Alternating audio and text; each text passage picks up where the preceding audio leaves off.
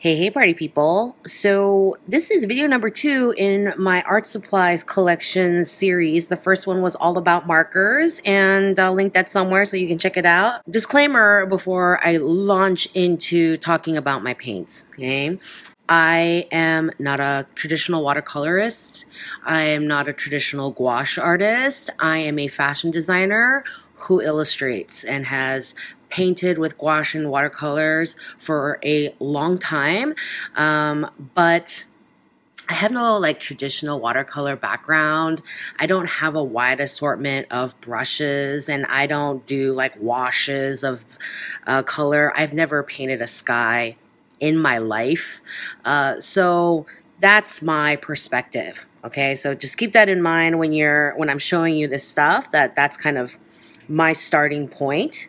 So I thought that would be the best way to explain my art supplies collection, is kind of how I got started. So the first time I used gouache was in color and design class.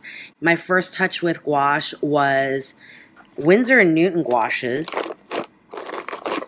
Some of these are years and years old. It was to paint completely opaque, flat, textureless, completely solid color swatches with this brush.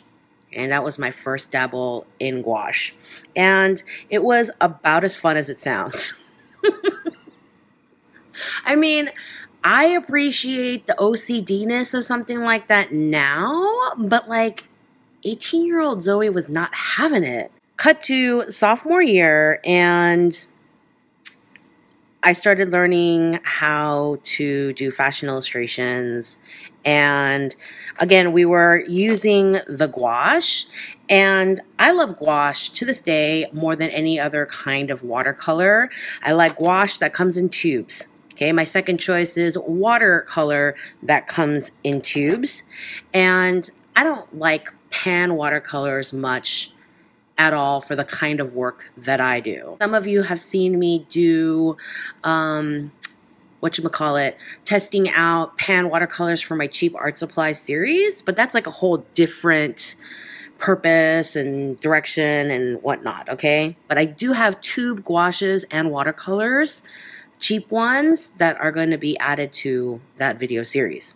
Anyway, so when I first started taking fashion illustration classes, so we were told to get Winsor & Newton gouaches. We were told to get these specific brushes. These are Princeton Authentic Sable round brushes. They're called round because they're round when you look at it from the top, not the way you look at it from the side. And in 12, 8, and 4. And for a long time, these were the only brushes that I owned, other than this one, of course, that I quit using a while back. And they're still in amazing shape, and they still do a great job, and I freaking love these. And I've been hearing rumors that whoever's doing the production on these now, the quality is not as good, and that makes me sad. But I still have these, and I love these. And you know, drop me a comment if you want me to do a paintbrushes deep dive video. This is more of kind of an overview. So it was these brushes, these gouaches. I just had like whatever cheap plastic palettes. They did me just fine. And this was the paper that was on our supplies list. Arches, 140-pound hot press watercolor paper. Hot press paper is typically very smooth. Please to notice lack of texture. Okay, so this is what I used almost exclusively for a very long time. I personally probably have about 40 glass jars in my studio, and they're just old food jars that, you know, I clean the labels off of, and I keep them for everything, you know. I store all my art supplies with them. I use them for paint jars, everything, and I like them. They're sturdy. They're free because I eat the food. They don't mess with decor. Like, they're very unobtrusive, as opposed to having like 17 cans of lime green. Here's the thing I yell at my students about all the time, and I feel 0% bad about yelling at them.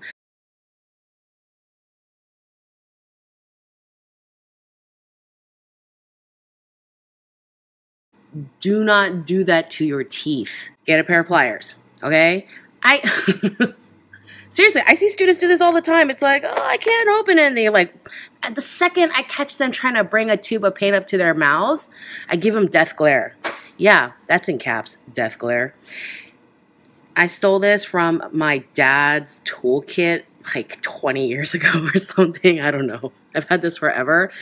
You can get a cheap pair, even smaller than this and cheaper than this, at any tool store. Save your teeth.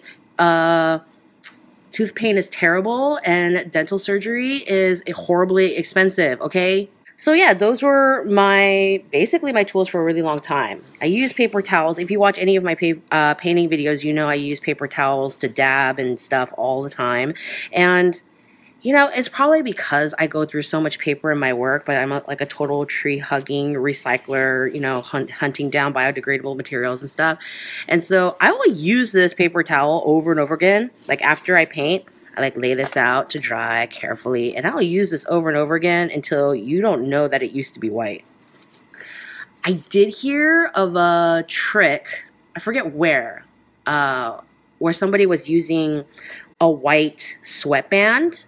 You know, those terry cloth sweatbands you wear on your wrist or your forehead, and just to wear it on your wrist, and then as you're painting, you like dab just right on your wrist instead of hunting down your paper towel. And I need to get on that. So gouache is my #1 favorite. Long story short, the reason I love gouache is because you can get really opaque with gouache, and you can get really sheer with gouache by adding tons of water to it. And I like playing with all those different opacities. If you watch any of my illustrating, rendering, what is it? Where's my coffee? If you watch any of my rendering specific textures videos, then you know I like playing with the different levels of opacity to create very specific textures. And you can't really always do that with watercolor, so I love gouache. This is a Winsor Newton Cotman watercolor in burnt sienna. And okay, first of all, if you want more specifics on what colors to buy, go watch my color theory series and go watch my skin tones video where I talk about what colors of paint I mix to create a lot of skin tones. But spoiler alert, for a lot of skin tones, except for the very darkest ones, I use a burnt sienna as the starting point. And I have this watercolor because one of my illustration teachers in school really loved this specific watercolor and color to start skin tones, even though she also used almost always gouache. She just liked this color and this consistency for skin tones so much that it just kind of became a habit. And so I actually kept repurchasing this when I ran out. It works really well. The color is really nice. And so I have this random tube.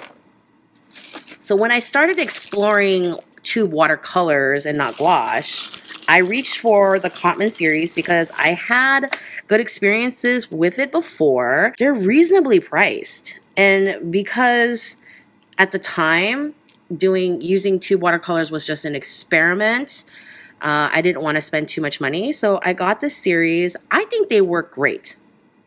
Okay, I'm sure that more traditional watercolorists, they are much more finicky about their needs, and you know, but I also don't do anything large scale. Like, it's a different thing. Like I mentioned before, my needs are different.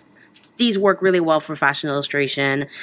So I have CMYK in white. This sap green was sent to me in an old Sketchbox. Sketchbox is that art supplies subscription service. I stopped subscribing to Sketchbox mostly because I just have too much stuff in my studio.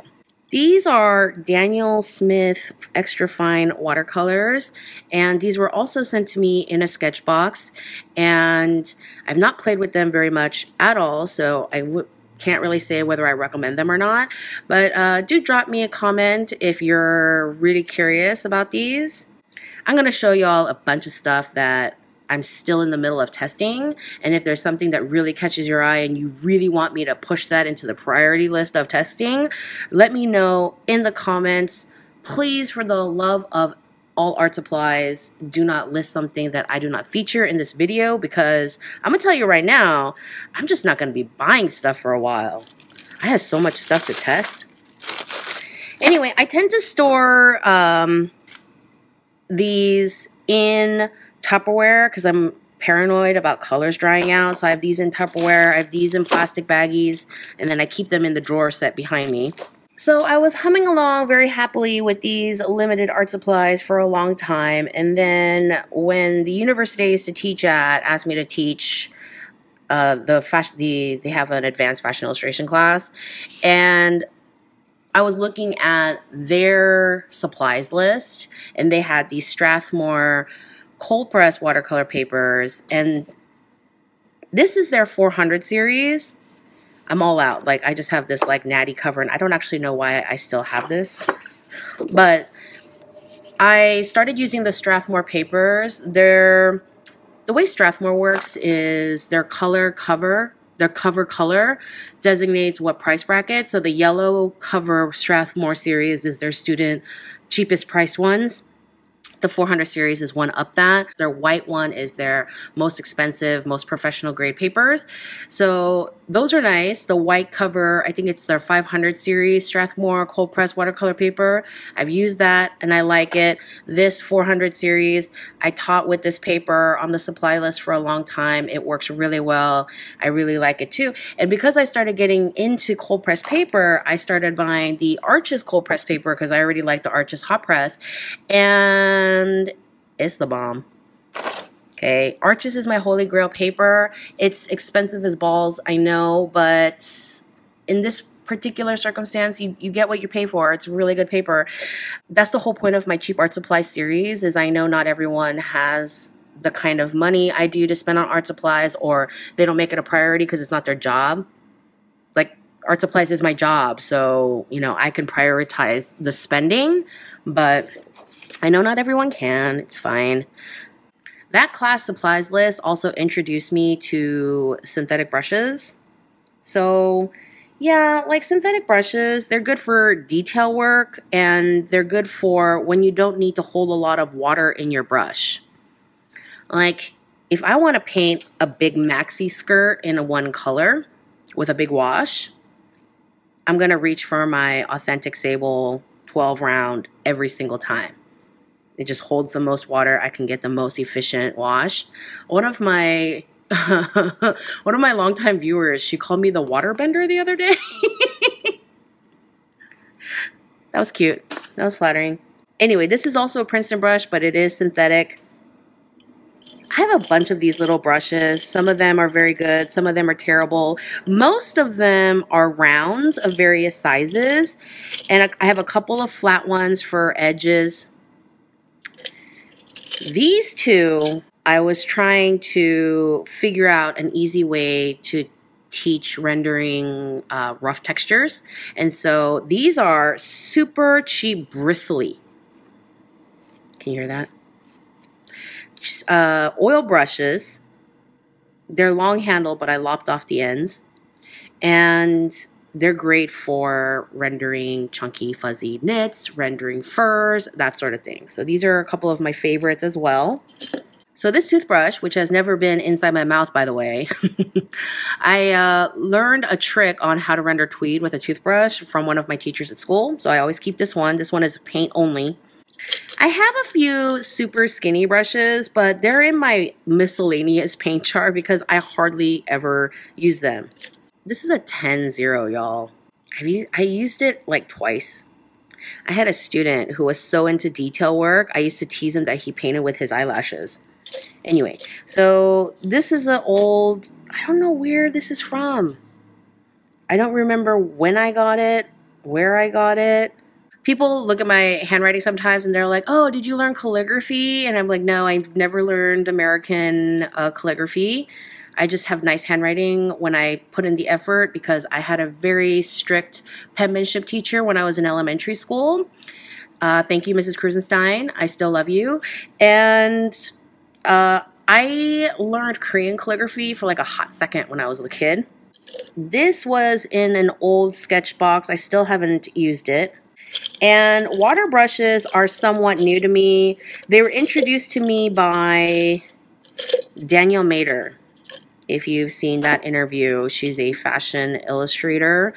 And she was into pan watercolors using water brushes like this. And so I decided to check them out. These are Pentel, these are Sketchbox brand. I don't really see a huge difference between the two, to be honest. I like these slightly better just because it holds more water. I really like using these with watercolor pencil, which again, I'm not gonna go over in this video. Let me know if you really want me to talk about watercolor pencils. So those are the brushes I've accumulated over the course of my career. I bought a bunch of these brushes for my cheap art supply series. These are all sets that I bought on Amazon, very reasonably priced. I'm probably going to chop off these super long brushes. I have a small saw in my studio. And these are Crayolas. These are from Crayola, and I haven't used any of them. You see how nice and brand new they are? But I set them aside as part of that series. And then while I was teaching, I started getting a lot of questions from students about brand recommendations on this, that, and the other. Now, I've always been an art supplies geek, but I haven't really explored a whole lot, but the channel and the direction it was going and the requests I was getting was kind of the perfect avenue. So these three sets I got in Japan last year. This is the Holbein Artist Gouache set, and I had heard a lot of great things about Holbein watercolors. I hadn't used any, but I heard good things, and so I thought I would check out their gouache since it's more my jam than watercolor. Look at how cute they are. So little. Whenever I test gouache, I always make sure I test a white because that's really going to show you if a brand is super opaque, okay, the quality of their white. This is a good brand. This was a good set. This was a good purchase. I enjoyed it. Is it my favorite? No, but it's good, okay? If this is something that is accessible to you and of a good price point where you live, you could do a lot worse. This is another set I bought in Japan. This is their Nikkor brand gouache, and this one was 20 bucks for the set, which is pretty freaking good because their tubes are much bigger than the Holbein ones. I love these. Y'all, I love these. I have a good time with these. They are fighting the Winsor Newtons for first pick slot. I picked up these Pabeos, and again, I got the white. I haven't played a ton with these, but I really like what I've been seeing so far. So I'm really eager to play way more with these. This is Talyn's Opaque watercolor. They don't call it gouache, they call it opaque watercolor, but gouache is opaque watercolor, so yeah. I've played with these just the one time, and it was just dabbling in my Watch Me Design series collage video. So I haven't even done a full fashion illustration with them.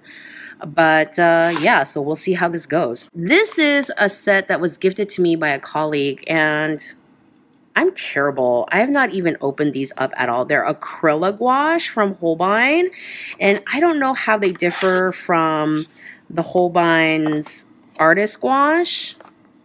You can see the difference in their packaging. This is acrylic polymer emulsion, and I have not cracked these open at all, but if you are dying for me to try these out and tell you what I think, drop me a comment. I hope they're not completely, I mean, they shouldn't be dry because I never opened them. So Arches, Strathmore, they make good papers. For sketchbooks, this is a moleskin with watercolor, cold press watercolor paper. And if you watched my first visual playlist video, you know how much I love it. This is the VIF Art Made in Japan Maruman series. I got the not press and the hot press ones in Japan earlier this year. So the blue cover one, the hot press one, I've been playing with. I can't find it right now, but I've really enjoyed it. I'm looking forward to trying this one out. When I was doing the haul video that had these sketchbooks, one of my viewers was like, when I saw that, at first I thought it said WTF art. Ever since that comment, I just call them my what the fuck art book. I'll like wander around the house. I'm like, babe, have you seen my what the fuck art sketchbook? If you watched my Crayola versus praying video, you know that I've recently discovered this watercolor paper, and it's cheap. It is $5 for 15 sheets, which is expensive in the overall scheme of things, but the Arches paper is over $1 a sheet, so there's that. And it's good. You know, I bought this expressly for the cheap art supply series. It's got, let me see if I can get the camera to pick up some tooth, but it does have some texture. I like it so far. I'm going to keep testing it. These are all papers that I have not tried out really, and need to at some point. This one is the Fluid Cold Press. And you'll see that all of these are either 140 pound or as close as I could find, because watercolors, they typically fall into three weight categories, excuse me. So there's the 80-90 category, which I think is too flimsy, especially when I'm putting in a bunch more water, like ball gowns and maxi skirts and dirndls and big hair and things. And then there's the 130, 140, 145 pound category, and that's the weight that I like. The third category is about 300 pounds, not 300 GSM, but 300 pounds. And that is very thick and stiff, and I believe made for more like people who do like whole washes with water and paint mountains and skies on top. And I don't do anything like that. And I don't feel like the expense of thick paper like that is necessary for the kind of work that I do. So all of these are about 140 pounds. This is cold press from Fluid. And this is hot press from Fluid. And these come in blocks. And someone suggested to me at some point that I pick up a palette knife. That's the easiest way to separate these blocks without using a blade. Because previously I had been very carefully using an X-Acto. So I picked up a palette knife, because I was at the art store and I looked at these palette knives and I realized, yeah, they're super thin, but they don't have any real sharp edges. So you're very less likely to stab the paper and rip it and cut it, which is an awesome thing. So this is just a Blick palette knife, few bucks, perfect for the job. So I prefer not getting blocks, but when they are blocks, now I have an easy way to separate them. This is Papel. I don't know how to pronounce that. You know, I have the Winsor Newton Cotman paints, so I thought that picking up the matching paper could be fun to test out. This is a Fabriano. This is fairly inexpensive. This one is only 25% cotton. It is Studio Hot Press Watercolor. And I tested it once in a color theory video, and I did not love it. And then I started making gradients, and it's really nice to make gradients because it's so slippery on top. So I might end up liking it. Stay tuned. So I had Brianna Kranz, who is a fashion illustrator, in for an interview. She was my first interview with an industry professional video, and she has a metal palette, like a folding watercolor palette. And it's metal that is lined in ceramic, and she was waxing poetic about this splurge purchase she made that she thought was totally worth it. And so after she told me about that, I started getting curious about different palettes, because Brianna's the bomb. And so when she loves something, I kind of want to look into it, right? So I've been using these whatever plastic things forever, and let me tell you right off the bat, they're cheap, they work, okay? Don't freak out, okay?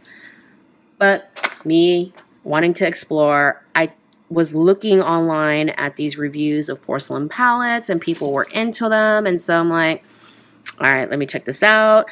And yeah, my palettes kind of always look like this. They always have remnants of gouache from previous projects, because one of the great things about gouache is you can just keep using it. This is all dry. you know, you can just add some water and start using it again. So I have this spray bottle, so I'll do this whole thing. I also have this eyedropper, and I'll drop bum bum bum. You know, it's kind of hard to explain the benefits of a porcelain palette to someone who doesn't have a lot of experience painting, but I find it easier to mix paints. I find that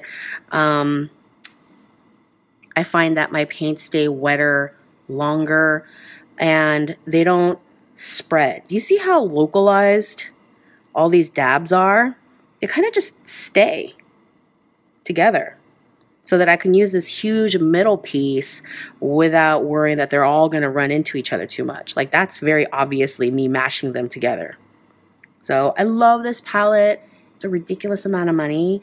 I painted for a long time on the plastic palette, so don't feel like this is something you need. Another thing that I've seen people do is use a plate, a porcelain plate, because it's porcelain. You can pick one up at a thrift store for like $1. Because you don't need a set, right? You don't need to go to Macy's and buy a 12-piece dinner set, right? So you could just go to a thrift store, pick up a plate. If you do that, I highly recommend that you get something that's as flat as possible. You know, a lot of dinner plates, they're like slightly dipped in the middle. But try to find something that's more like a fruit platter